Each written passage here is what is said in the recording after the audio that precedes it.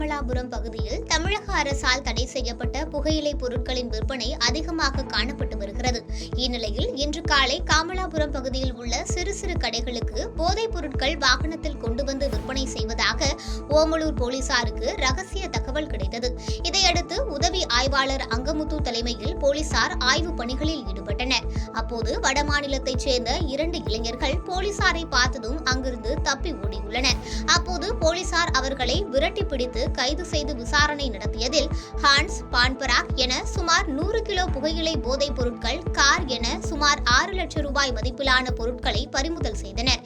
மேலும் அவர்களிடம் நடத்திய விசாரணையில் ராஜஸ்தான் மாநிலத்தைச் சேர்ந்த சித்தோ சிங், மாங்கு சிங் ஆகியோர் என்பது தெரியவந்தது. இதையடுத்து இருவரையும் கைது செய்து சேலம் நீதிமன்றத்தில் ஆஜர்படுத்தி சேலம் சிறையில் அடைத்தனர்.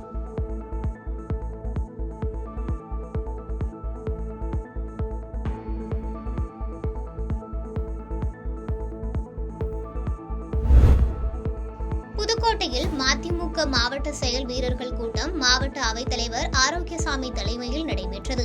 இதில் சிறப்பு அழைப்பாளராக மதிமுக முதன்மை செயலாளர் துரைவைகோ கலந்து கொண்டார். கூட்டத்தில் பல்வேறு தீர்மானங்கள் நிறைவேற்றப்பட்டன. பின்னர் செய்தியாளர்களிடம் பேசிய துரைவைகோ, தமிழிசை சவுந்தரராஜன் மதிப்புமிக்க பாரம்பரிய குடும்பத்தைச் சேர்ந்தவர்.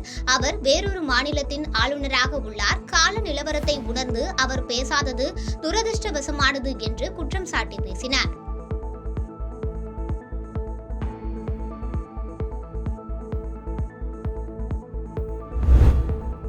திருப்பத்தூர் மாவட்டம் கந்தளி அடுத்த முத்தம்பட்டி கிராமத்தைச் சேர்ந்தவர் முருகானந்தன். இவர் மரம் ஏறும் தொழில் செய்து வந்துள்ளார்.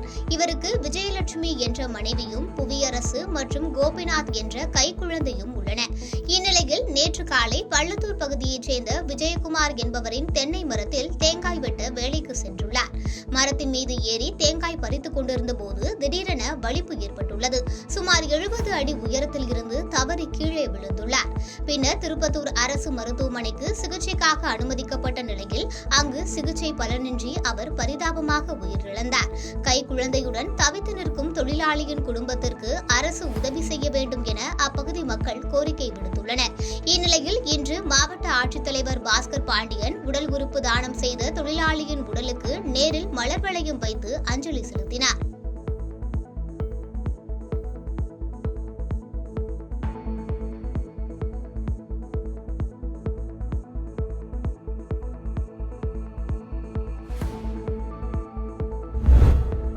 தமிழகத்தில் இன்று சுனாமி தாக்கியதின் 19ஆம் ஆண்டு நினைவு தினம் அனுசரிக்கப்படுகிறது. சென்னை முதல் குமரி வரை கடலோர கிராமங்களில் பொதுமக்கள் சுனாமியால் உயிரிழந்தவர்களுக்கு கடலில் பால் ஊற்றி பூக்களை தூவி நினைவஞ்சலி செலுத்துகின்றனர்.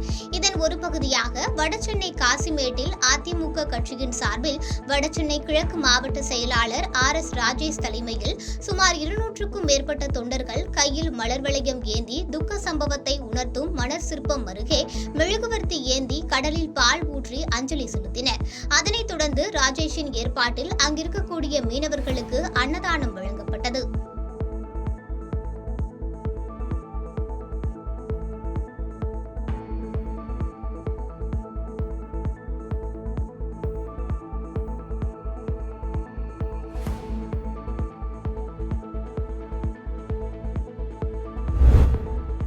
நாமக்கல் மாவட்டம் பள்ளிப்பாளையம் ஆவரங்காடு பகுதியில் கிருஷ்ணவேணி அரசினர் பெண்கள் மேல்நிலைப்பள்ளி செயல்பட்டு வருகிறது.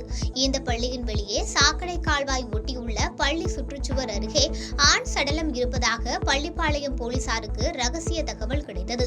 அங்கு விரைந்து வந்த போலீசார் சடலத்தை மீட்டு பள்ளிப்பாளையம் அரசு மருத்துவமனைக்கு பிரேத பரிசோதனைக்காக அனுப்பி வைத்து விசாரணை மேற்கொண்டனர். விசாரணையில் தருமபுரி மாவட்டம் அனுமன் தீர்த்தம் பகுதியைச் சேர்ந்த சீரங்கன் என்பதும் பள்ளிப்பாளையத்தில் கட்டிட தொழிலாளியாக பணியாற்றி வந்த சீரங்கன் அவ்வப்போது கிடைக்கும் வேலைகளை செய்துவிட்டு ஆங்காங்கே தங்கிக் கொள்வதை வாடிக்கையாக வைத்துள்ளார். இந்நிலையில் நேற்று இரவு மது போதையில் தவறுதலாக கீழே விழுந்து தலையில் அடிபட்டு உயிரிழந்திருக்கலாம் என முதல்கட்ட விசாரணையில் தெரியவந்துள்ளது. மேலும் இதுகுறித்து போலீசார் விசாரணை மேற்கொண்டு வருகின்றனர். பாதகம் செய்பவரை கண்டால் நாம் பயங்கொள்ளலாகாது பாப்பா, மோதி மிதித்து விடு பாப்பா, அவர் முகத்தில் உமிழ்ந்து விடு பாப்பா. அண்மை செய்திகளை உடனுக்குடன் தெரிந்து கொள்ள இணைந்திருங்கள் இயம்நாடு தொலைக்காட்சியுடன்.